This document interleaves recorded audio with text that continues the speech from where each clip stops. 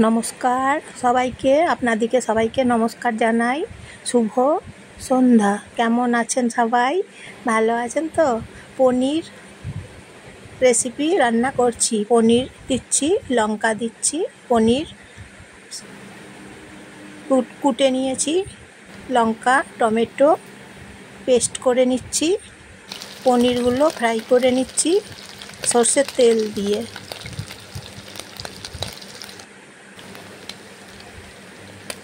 পনিরের এই তরকারিটা জানেন তো খুব ভালো লাগে।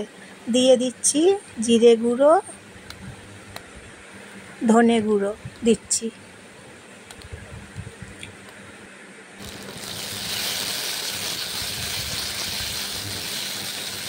ভেজে নিচ্ছি, কষে নিচ্ছি পনিরগুলোকে। কসুরি মেথি পাতা দিচ্ছি, নুন দিচ্ছি স্বাদ মতো। নেড়ে চেড়ে রান্না করছি পনিরের এই রেসিপি খুব সুন্দর হয়।